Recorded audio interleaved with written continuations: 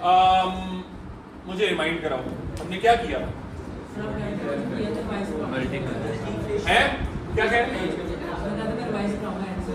हाँ। अच्छा भाई सुनो, मैंने आपको लास्ट के अंदर सुन लो। मैंने आपको लास्ट के अंदर मल्टीप्लायर इफेक्ट का कॉन्सेप्ट करवाया था। मैंने आपको बताया था मल्टीप्लायर इफेक्ट क्या होता है। मल्टीप्लायर इफेक्ट होता है कि जब नेशनल इनकम इंक्रीज करती है, जब एग्रीगेट एक्सपेंडिचर इंक्रीज करता है तो नेशनल इनकम ज्यादा से इंक्रीज करती है k times, where k is the multiplier. ठीक है, इसको बेहतर तरीके से इस तरह कह सकते हैं कि अगर इंजेक्शन इंक्रीज होगी तो इंजेक्शन के इंक्रीज से नेशनल इनकम ज्यादा से इंक्रीज होगी, सिर्फ इंक्रीज नहीं होगी, ज्यादा से इंक्रीज होगी। और बाय द वे एक चीज याद रखो, जो इंक्रीज है ना, अगर मल्टीप्लायर इंक्रीज पे अप्लाई होता है तो डिक्रीज पे भी अप्लाई होता है। कैसे? फॉर एग्जांपल, अगर इंजेक्शन कम हो जाए, अगर इंजेक्शन फॉल कर जाए तो नेशनल इनकम क्या होगी? कितने से फॉल करेगी? ज्यादा प्रोपोर्शन से फॉल। ठीक है, ज्यादा प्रोपोर्शन से फॉल, क्योंकि उसमें मल्टीप्लायर आता है। तो मल्टीप्लायर डजंट मीन के जी इंजेक्शन बढ़ने से नेशनल इनकम बढ़ने के ऊपर आती है, इंजेक्शन गिरने के ऊपर भी आती है। इंजेक्शन गिरी है तो नेशनल इनकम ज्यादा से गिरेगी। ठीक है, so this is basically what the multiplier effect is. और मोमिन इधर हाथ रखा हो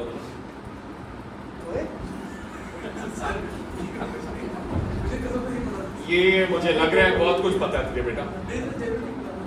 काम बहुत खराब है बेटा। हाँ। क्या बाद में जाए? बहुत जरूरी क्लास है। तो तू आ गई ना वापस? क्यों? बस बाद में जाएंगे, बिल्कुल। सर रमजा बैठे हैं 3 बजे तक। अच्छा जी, सुन लो बच्चों, सुनो। मल्टीप्लायर के 2 फॉर्मूले हैं। आज मैं आपको मल्टीप्लायर निकालने के कुछ न्यूमेरिकल्स भी करवाऊंगा, क्योंकि एमसीक्यूज पे ये आते हैं। तो आज की क्लास बड़ी जरूरी है। इंशाल्लाह मैं ये चैप्टर भी खत्म करूंगा और साथ में इंशाल्लाह मैं कुछ एमसीक्यूज भी आपके साथ करूंगा। ठीक है, मल्टीप्लायर के 2 फॉर्मूले हैं। एक है ये formula, change in national income और चेंज इन इंजेक्शन। ठीक है, सो फॉर एग्जांपल, अगर नेशनल इनकम बढ़े $300 से, क्योंकि इन्वेस्टमेंट $100 की हुई है, तो मल्टीप्लायर कितना है? 3 के 3 गुना नेशनल इनकम बढ़ी। ठीक है, और एक और फॉर्मूला भी है मल्टीप्लायर का। क्या? 1/1 माइनस एमपीसी। कल मैंने जो आपको न्यूमेरिकल करवाया था, जिसमें मैंने करवाया था कि यार मैं $1000 की इन्वेस्टमेंट करता हूं एक फोटोकॉपी मशीन पे। ठीक है, और वो फोटोकॉपी मशीन का मालिक है फॉर एग्जांपल 7, तो 7 की इनकम कितनी होगी? 1000। उसके बाद 7 ने लेट्स सपोज कोई बंदा रखना है जो उसकी फोटोकॉपी मशीन को जो है ना वो मैनेज कर सके या मेंटेन कर सके। मेंटेनेंस के लिए वो अहमद को हायर कर लेता है। अब अहमद को कितने पैसे देगा? एमपीसी पे डिपेंड करेगा। बिल्कुल, एमपीसी है 0.6, तो अहमद को कितने पैसे देगा? 600। अहमद की इनकम होगी 600, 1000 प्लस 600। अहमद को चाहिए जी कोई टीवी। ठीक है, आमना के पास टीवी स्टोर है, आमना से वो टीवी लेता है। कितना खर्चा करेगा टीवी पे? है 360। क्यों? क्योंकि 600 को 0.6 से मल्टीप्लाई करना है, क्योंकि उसका एमपीसी। ठीक है, अच्छा, आमना ने फॉर एग्जांपल कोई ग्रोसरी करनी है, ग्रोसरी स्टोर है फॉर एग्जांपल जैनब का, तो जैनब की कितना स्पेंड करेगी ग्रोसरी के ऊपर? 216, क्योंकि 0.6 से मल्टीप्लाई हो जाएगा।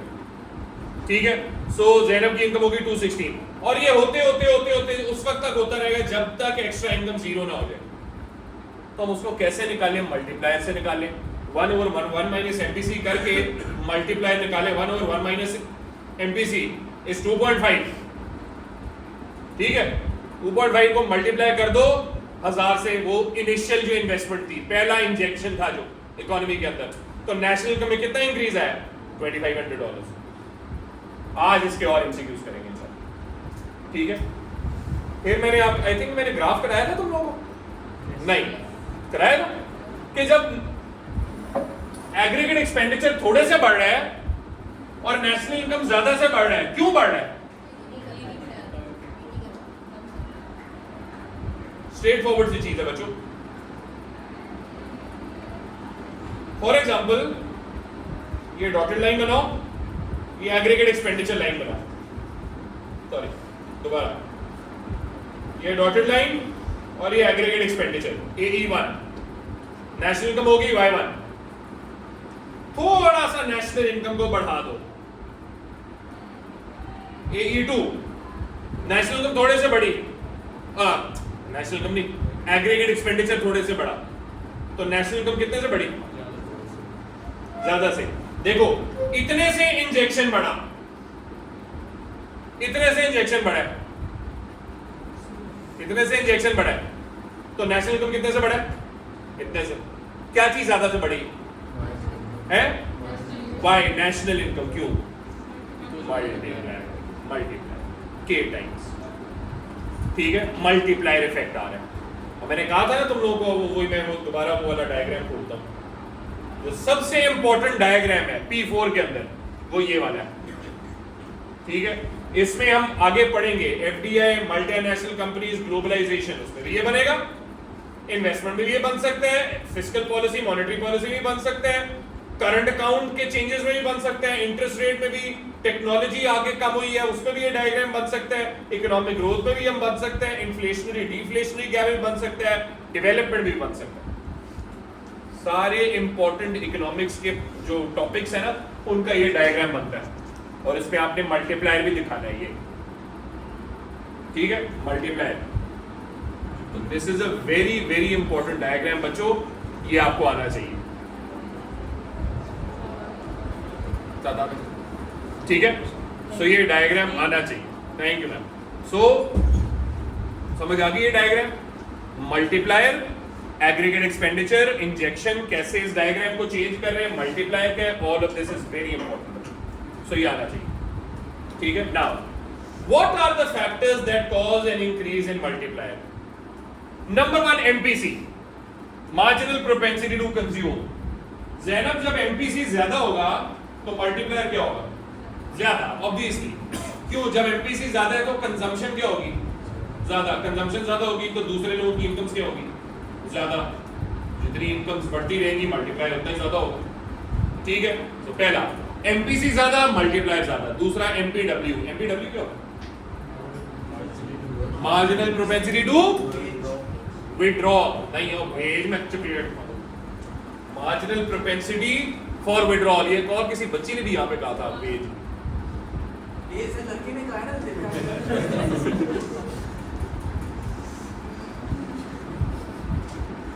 शुक्र क्या मैं बाहर नहीं फेंक रहा तुझे।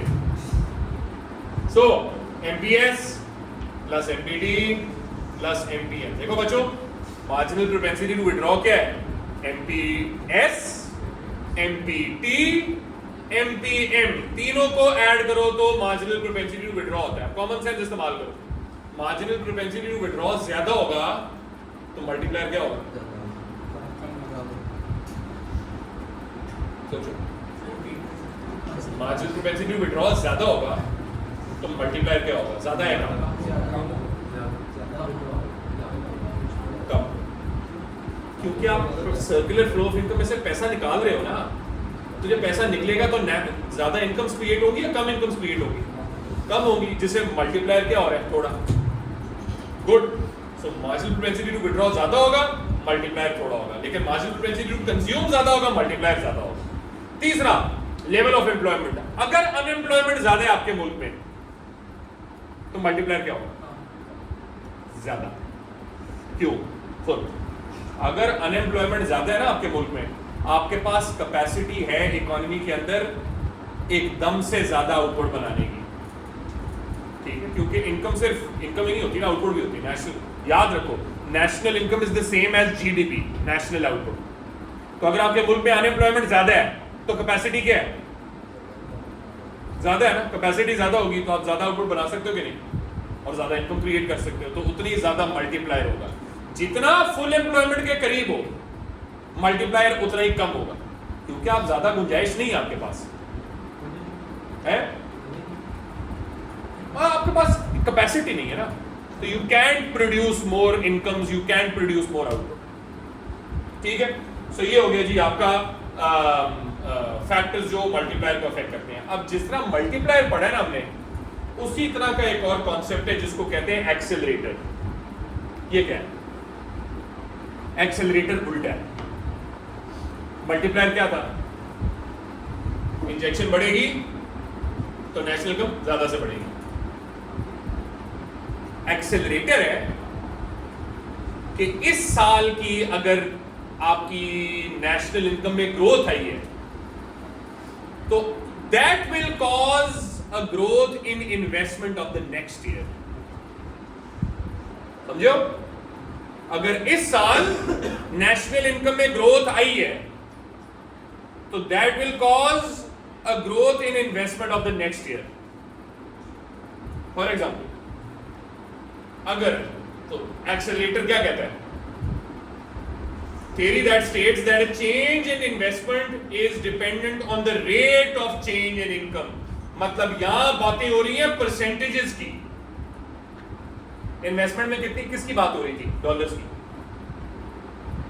मैंने एग्जांपल जो करवाई उसमें मैंने क्या कहा? $1000 की इन्वेस्टमेंट से $2500 की नेशनल इनकम क्रिएट हो रही है, तो डॉलर्स में बात हो रही है ना। ठीक है, डॉलर्स में, करेंसी में बात हो रही है। एक्सेलरेटर में करेंसी की बात नहीं होती, किसकी बात होती है? परसेंटेजेस। कि अगर नेशनल इनकम ग्रो करती है 2025 में, उससे इन्वेस्टमेंट में ग्रोथ होगी 2026 में।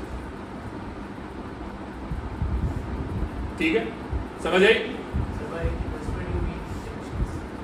Very good question, very good question. I am not just talk. देखा देखा लड़के क्या देखा? ये बेसिकली सुन, या दो चीजें, या तो तू छूटा है या तू लड़की है। सोच ले क्या है? हैं? ये कब हुआ?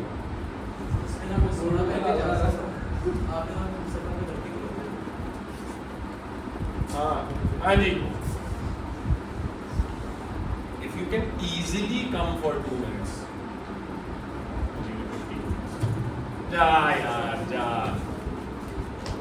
खाते रहते हैं बच्चे।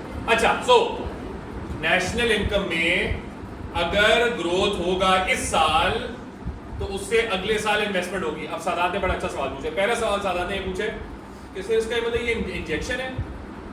सो उसका पहला आंसर मैं दूंगा कि I am only talking about investment, I am not talking about other injection. Injection 3 होती है ना, कौन कौन सी? Investment, government spending, export. ये एक्सेलरेटर का ताल्लुक सिर्फ इन्वेस्टमेंट से, इंजेक्शन से नहीं। पहली बात। दूसरी बात, एक और जो कॉमन सवाल बच्चों का होता है वही होता है, सर आपने तो कहा था कि इन्वेस्टमेंट ऑटोनमस होती है, मतलब नेशनल इनकम का इंक्रीज इन्वेस्टमेंट के इंक्रीज को कॉज नहीं करता। अब आप कह रहे हैं करता है। नेशनल इनकम का इंक्रीज इन्वेस्टमेंट को कॉज कर रहा है चेंज। वो था डॉलर्स में बच्चों, वो डॉलर्स में। एक तो अगले साल की बात है, वो भी कह सकती हो, लेकिन वो बात थी डॉलर्स में। क्या मतलब था मेरा मतलब ये था कि अगर नेशनल इनकम $100 से बढ़े तो इन्वेस्टमेंट में किसी डॉलर का चेंज नहीं आएगा, ये मतलब था मेरा। लेकिन ये बात किसकी हो रही? परसेंटेजेस की। और परसेंटेजेस में कई दफा डायरेक्ट भी इंपैक्ट होता है, इनडायरेक्ट भी इंपैक्ट होता है। मतलब नेशनल इनकम में ग्रोथ आई तो उसे डायरेक्टली या इनडायरेक्टली अगले साल की इन्वेस्टमेंट में ग्रोथ आई।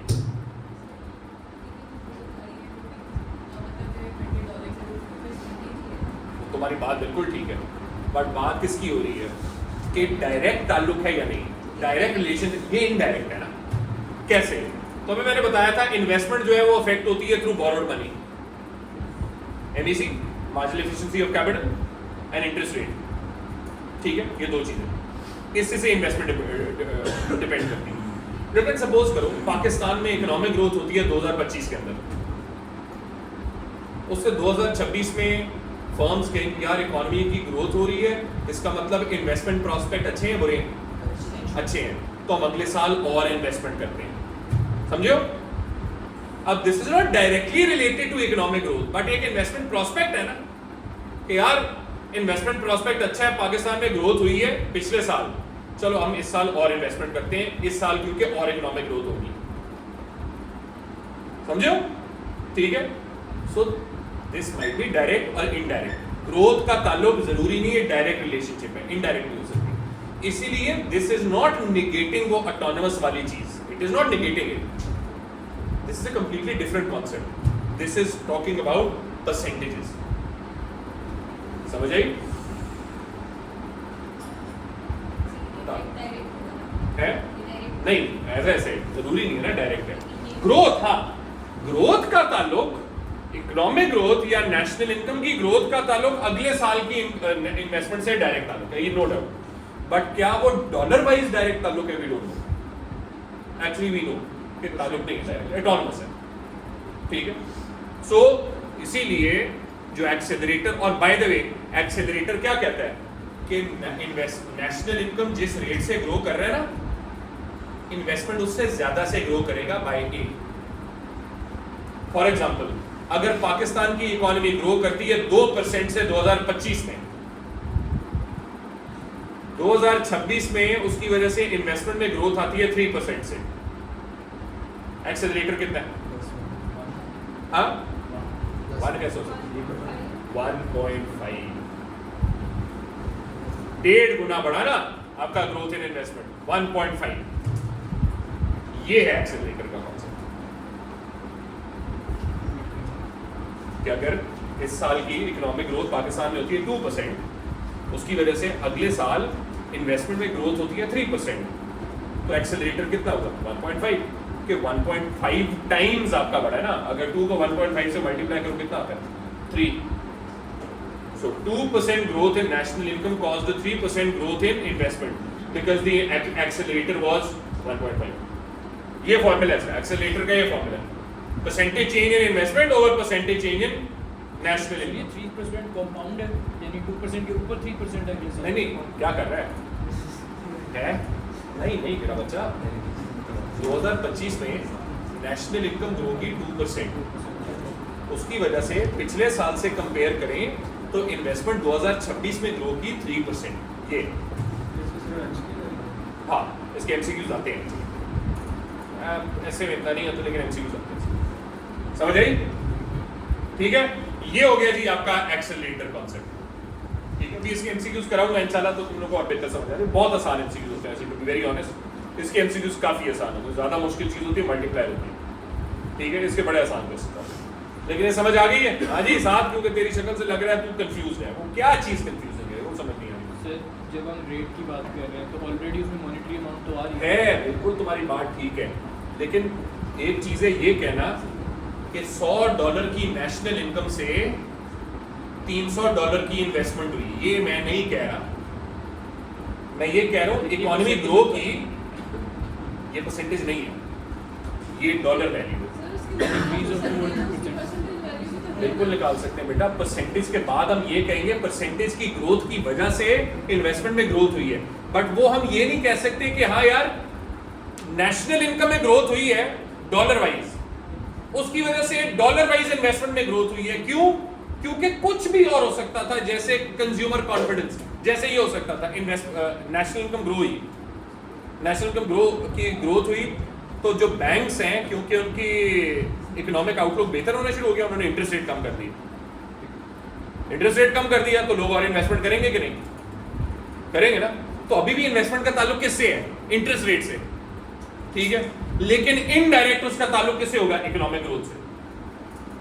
समझ आई? तो हम उस तरह देख रहे हैं इसको कि ये डायरेक्ट नहीं इनडायरेक्ट रिलेशनशिप भी हो सकता है। ठीक है, अब समझ आई? ठीक है, सो ये आई होप ये एग्जांपल सिमिलरली इकोनॉमिक ग्रोथ हुई तो आपका एमईसी बढ़ जाएगा तो लोग और इन्वेस्टमेंट करेंगे। अगेन इन्वेस्टमेंट का अभी भी ताल्लुक उनसे दो चीजों से है, एमईसी और इंटरेस्ट रेट, लेकिन ये डॉलर वाइज है, परसेंटेज वाइज हो सकता है इकोनॉमिक ग्रोथ के साथ। ठीक है, हो सकता बहुत रेयर केसेस में, लेकिन वो तुम अपना दिमाग अभी ना लगाओ उसमें, इतना दिमाग तुम्हें दिमाग उस पर भी इस्तेमाल करने की जरूरत नहीं, अभी तू समझ एमबीसी 1 से काम नहीं। क्यों? सुनो गर्ल्स, गर्ल्स मोमिन ने बड़ा अच्छा सवाल पूछा, ठीक है। ये उनकी पार्टी गई है मोमिन ने बड़ा अच्छा सवाल पूछा, सर एमपीसी 1 की से ज्यादा हो सकता है? तो मैंने कहा बहुत रेयर, इन मोस्ट केसेस नहीं होता। क्यों? क्योंकि 1 is equal to what? MPC plus MPS plus MPT plus MPM. MPC तो आ गया ना उसमें, इन सब को ऐड करके 1 के इक्वल होता है। तो ये एमपीसी 1 से ज्यादा हुआ ना, खुद सोचो, अगर एमपीसी 1 से ज्यादा हो तो ये बाकी तीनों नेगेटिव हो गए, ऐसा हो नहीं सकता। एमपीसी को इनिशियल इन्वेस्टमेंट से कम ही होगा या उसके बराबर होगा, तो 1 से ज़्यादा मेरे भी तो होता है ये, अभी तुम छोड़ो उसको, होता है जब आप बहुत डिसेविंग कर रहे हैं ना, पुरानी सेविंग आपकी पड़ी हुई है उसमें से पैसा निकाल रहे हैं, तब एमपीसी 1 से ज्यादा हो सकता है, पर बहुत रेयर होता है। लेकिन नेगेटिव एस नॉट तो आ ही रहा होता है एमपीएस के अंदर। लेकिन एमपीएस भी नेगेटिव होता है ना मेरा बच्चा, कभी तो वो कुछ केसेस में एमपीएस वैसे तो पॉजिटिव होते हैं एमपीएस, कुछ केसेस में नेगेटिव होता है, तब एमपीसी 1 से ज्यादा हो जाता है। जितना एमपीएस ज्यादा है उतना एमपीएस कम है। बिल्कुल ठीक है। अच्छा जी, आखिरी चीज, पैराडॉक्स ऑफ थ्रिफ्ट। ये एमसीक्यूज के लिए इंपॉर्टेंट है क्योंकि बड़ी छोटा सा कॉन्सेप्ट है, सो आपको पता होना चाहिए पैराडॉक्स ऑफ थ्रिफ्ट क्या कहते हैं। सुनो सुनो सुनो, पैराडॉक्स ऑफ थ्रिफ्ट, ये जो लफ्ज है ना पैराडॉक्स, पैराडॉक्स होता है, क्या होता है भाई? What is meant by paradox? है कॉन्ट्रडिक्टरी। यस, पैराडॉक्स में जब कुछ अजीब सी चीज हो रही है कि हम एक्सपेक्ट एक चीज कर रहे थे पर हो नहीं रही, कॉन्ट्रडिक्शन हो रही है उसकी, ठीक है। थ्रिफ्ट का क्या मतलब है? नहीं, थ्रिफ्ट का मतलब कंजूसी, ठीक है, कंजूसी। तो in our case we assuming वो है सेविंग। पैराडॉक्स ऑफ थ्रिफ्ट का मतलब है सेविंग में कुछ एक ऐसी चीज होती है जो कॉन्ट्रडिक्टरी है to what we are expecting. क्या वो क्या चीज है? वो चीज ये है, इधर देखो, वो चीज ये है कि जब इकोनॉमी में डिजायर टू सेव ज्यादा होती है, जब इकोनॉमी में डिजायर टू सेव ज्यादा होती है तो हम क्या एक्सपेक्ट करेंगे? इकोनॉमी में सेविंग क्या होगी? ज्यादा। लेकिन इन रियलिटी लॉन्ग रन के अंदर सेविंग या तो उतनी रहेगी या उससे भी नीचे चली जाएगी। कैसे? कैसे? अब गौर से सुनो, है तुझे पता है? नहीं तो अभी छोड़, मैं चाह रहा हूं कि थोड़े एमसीक्यूज करें, मैं इसको जल्दी कराना चाह रहा हूं। गौर से सुनो भाई, कैसे? सपोज करो इकोनॉमी में सेविंग की डिजायर बढ़ी। जब सेविंग की डिजायर बढ़ती है, लेट्स सपोज थोड़ी देर के लिए शायद सेविंग ज्यादा हो भी गई, लोगों ने बैंकों में पैसा रखवाना शुरू कर दिया, सेविंग बढ़ गई। मैंने क्या कहा, लॉन्ग रन में सेविंग नहीं बढ़ेगी, लेकिन शॉर्ट रन में थोड़ी सी शायद सेविंग बढ़ भी जाए। सो डिजायर टू सेव बढ़ा, सेविंग बढ़ गई। सेविंग बढ़ती है तो विड्रॉल क्या होता है?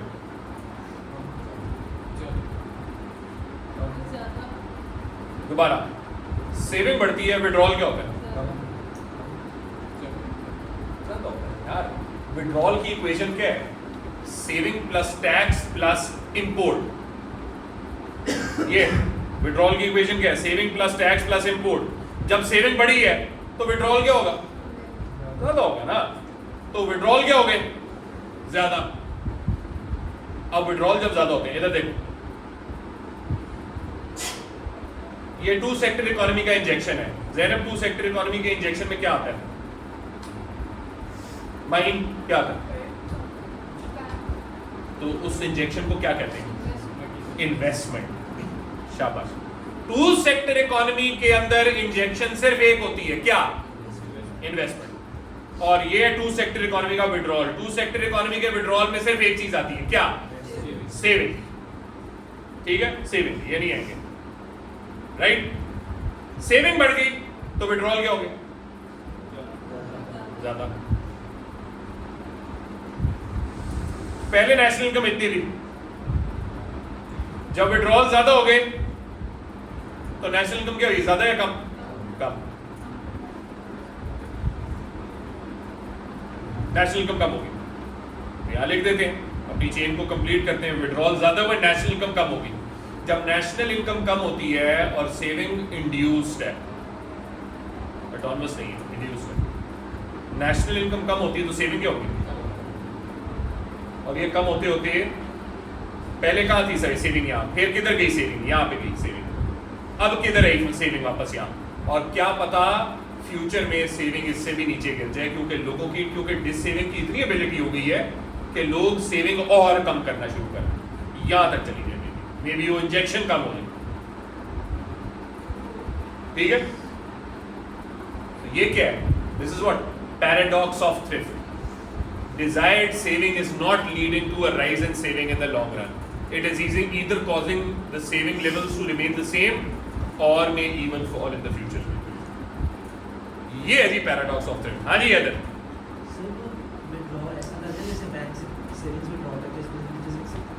लीकेजेस लिख दो, लीकेजेस लिख दो, बिल्कुल ठीक है, लीकेज, क्योंकि आपके पेपर के अंदर लीकेजेस का लफ्ज ज्यादा इस्तेमाल होता है, तो लीकेजेस लिख दें, बिल्कुल लिखें, बिल्कुल लिखें। समझ आई, क्लियर हुआ, ठीक है। ये है जी पैराडॉक्स ऑफ थ्रिफ्ट। तो बड़े डिटेल में मैंने यहाँ एक्सप्लेन किया हुआ है, you can go through this at home, लेकिन मैं चाह रहा हूँ मैं जरा एमसीक्यूज पे आऊँ जरा जल्दी से, थोड़े से मैं आपके साथ एमसीक्यूज करना चाह रहा हूँ। आई होप ये समझ आ गई है, लेकिन ये एग्जैक्टली वही चीज जो मैंने यहाँ एक्सप्लेन की ना आपको छोटे अल्फाज में, सारा डिटेल में स्पेस के ऊपर लिखा हुआ, समझ आ गई, ठीक है। अच्छा, before we do those MCQs, what is the relationship between multiplier and accelerator? Suppose करो, ये आज मैंने अभी लिखा था थोड़ी देर पहले, let's suppose government expansionary fiscal policy लगाती है, 2024 में गवर्नमेंट ने एक्सपेंशनरी फिस्कल पॉलिसी लगाई। जब एक्सपेंशनरी फिस्कल पॉलिसी लगाती है तो गवर्नमेंट स्पेंडिंग क्या हुई, ज्यादा। जब गवर्नमेंट स्पेंडिंग ज्यादा होती है तो एग्रीगेट एक्सपेंडिचर क्या होता है, ज्यादा। एग्रीगेट एक्सपेंडिचर ज्यादा होता है तो नेशनल इनकम क्या होती है, कितने से ज्यादा, K टाइम्स मल्टीप्लायर। जब नेशनल इनकम ज्यादा होती है तो इसका मतलब इकोनॉमी में ग्रोथ रेट होता है साल के एंड पे, तो साल के 2024 में के एंड पे एक सर्टेन इकोनॉमिक ग्रोथ रेट हुआ है इकोनॉमी का, जिसकी वजह से 2025 की इन्वेस्टमेंट का ग्रोथ क्या होगी, इंक्रीज, ठीक है। कितने टाइम्स, A टाइम्स, राइट। जब इन्वेस्टमेंट बढ़ी तो इंजेक्शन बढ़ा, इंजेक्शन बढ़ा तो एग्रीगेट एक्सपेंडिचर बढ़ा 2025 का, जिसकी वजह से 2025 की नेशनल इनकम बढ़ी, जिससे 2026 की नेशनल इन्वेस्टमेंट और बढ़ेगी। ये पूरा साइकिल चलता जा रहा है। इस साइकिल को क्या कहते हैं, इस साइकिल को कहते हैं वर्चुअस साइकिल ऑफ ग्रोथ, ठीक है। कि नेशनल इनकम बढ़ने से इन्वेस्टमेंट बढ़ी, इन्वेस्टमेंट बढ़ने से नेशनल इनकम बढ़ी, नेशनल इनकम बढ़ने से फिर इन्वेस्टमेंट बढ़ी, साइकिल चल। समझ आई, ये है जी मल्टीप्लायर और एक्सेलरेटर में relationship. Any questions? Girls, Maheen, Amna, तू तो सुनती नहीं है तो क्या तुझे टेंशन, तू भी सुनती नहीं। क्लास में पता है ये जो कुछ बच्चे थे सुनते नहीं है ना, ग्रेड ले लेते हैं, मैं हैरान होता हूँ कैसे लेते हैं। अच्छा पूछो, फिर ठीक है जी, समझ आ गई। तू तो सुनता भी नहीं है, ग्रेड भी नहीं लेता, तू बहुत चिल मॉल में यार, कुछ कर ले जिंदगी में यार, तरस खा ले मेरे लिए। क्या कहने आगे से, सर मैं खा लूंगा आपके तरस, क्या पढ़ूंगा। अच्छा जी, अब आते हैं एमसीक्यूज के ऊपर। इसके एमसीक्यूज मैं आज कर रहा था, बच्चों को मुश्किल लग रहे थे, तो इसलिए जरा थोड़े से एमसीक्यूज आपके 20 मिनट है, जल्दी से एमसीक्यूज करते हैं। मोमेन उठ उठ, उधर जा, लड़कियों के कोने में आकर।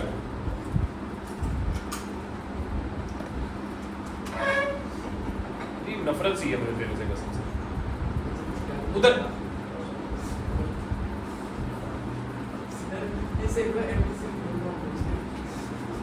उसने पता नहीं गाली गुली दे देनी है तो मेरी इज्जत रहनी है कोई। ठीक है, सही है, तो सही जा है। ऑफ मार्जिनल प्रोस्पेरिटी किस चीज की, कॉस्ट यार, वैसे बड़ा अच्छा, करीब करीब है, बस 2 अल्फाज बहुत गलत है 3 में से। अच्छा भाई सुनो, साथ ऊंचा पढ़। Out of any addition to national income, 25% is spent on imports, 15% is paid in taxes, 10% is saved, and the rest is spent on domestically produced goods. What is the value of the multiplier? पहली बात क्या निकालना है? अच्छा निकालना तो छोड़ो, multiply निकालना है ना। मुझे बताओ ये 25% क्या दिया हुआ? इंपोर्ट दी नहीं,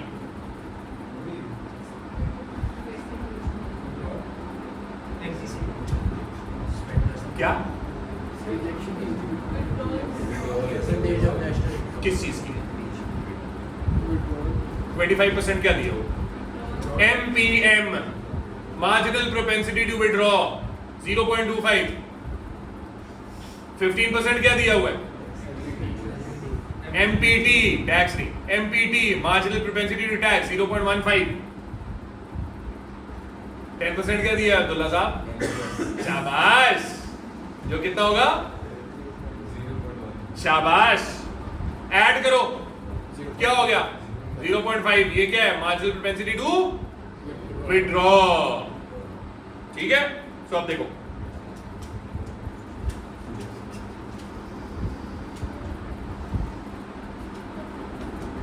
इधर करते हैं जी एमसीक्यूज अपने। ठीक है, सो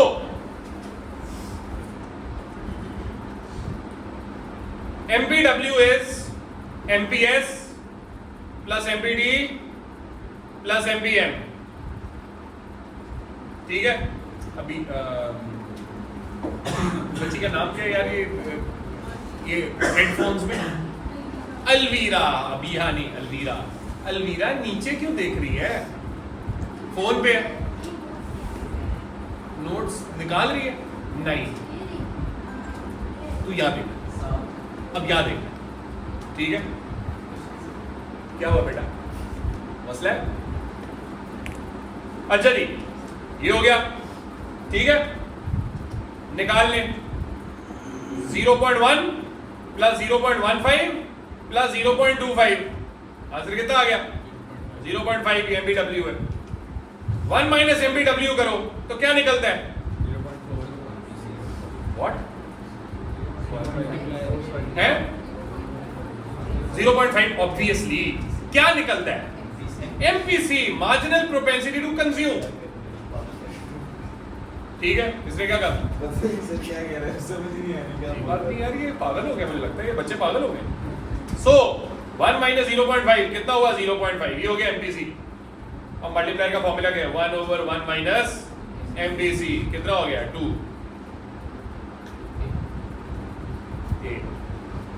समझ आ गई? तूने सबसे पहले ये बताया था, मैंने तेरे तुक्के का क्या करना है? तुक्का नहीं था, उसमें लिखा हुआ था the rest is spent on domestically produced goods, यानी MPC is equal to 0.5 और 100 into 0.5 is equal to 50%।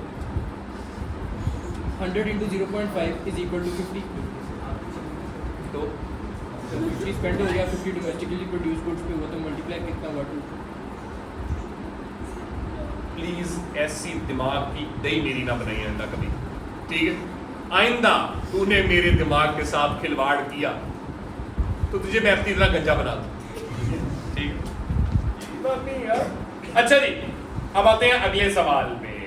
अगला सवाल है जी क्वेश्चन नंबर 7। अच्छा, by the way, before I forget, इस वीकेंड पे I am going give you this worksheet for homework. इसमें 81 MCQs हैं। अब इससे पहले के सादात की चीखें निकलें, ये 81 MCQs आपने नहीं करने। क्यों नहीं करने? क्योंकि इस वर्कशीट के अंदर बहुत सारे सवाल ऐसे हैं, तकरीबन 35 MCQs ऐसे हैं जो या तो मनी सप्लाई के ऊपर है, ये जो मनी सप्लाई के ऊपर है, या मनी डिमांड के ऊपर है, या लिक्विडिटी प्रेफरेंस के ऊपर है, या इंटरेस्ट रेट के ऊपर है, या मॉनेटरी ट्रांसमिशन मैकेनिज्म के ऊपर है। 5। अगर किसी सवाल में इन पांचों में से एक भी टर्म इस्तेमाल होगी वो आपने नहीं करनी, क्योंकि वो दिसंबर एग्जाम से पहला जो चैप्टर हम करेंगे वो है। तो इन पांचों में से एक टर्म भी नहीं करनी। तो ये हम 81 नहीं कर रहे, ये कर रहे हैं को तकरीबन आप 45-50, इससे ज्यादा नहीं। हाँ उसमें आपने कहा था आपको 4 दिन में नहीं, आखिरी 4 दिन नहीं, आखिरी 3 दिन में करूँगा। एक अनएम्प्लॉयमेंट का टॉपिक रह गया, वो मंडे को खत्म करूँगा, और साथ में इसके MCQs। जो नया चैप्टर है वो नया चैप्टर नहीं, अनएम्प्लॉयमेंट है ना, वो AS में पढ़ा हुआ तुम लोगों ने, सिर्फ 2 चीज़ उसकी और करानी है, वो ज़्यादा मुश्किल नहीं है, ठीक है, वो मंडे को हो जाएगा। और इसके अलावा मैं फिर नई चीज़ें करूँगा। मंडे को क्लास तो नया टॉपिक है ना, ये जो इसकी बात कर रहा हूँ मैं, वो है दिसंबर एग्जाम के बाद है, ठीक है। मंडे को क्लास कितने बजे होगी? मुझे जहर लगते हुए जब ये सवाल पूछते हो, कसम से मेरी शामें ख़राब कर रहे हो, पता नहीं मैं क्या करूँ यार तुम लोगों को। 6 बजे ही होगी, और कब होगी? 6 बजे मुसीब तो। सर मैं अच्छा भाई, ये सवाल देखो, क्वेश्चन नंबर 7।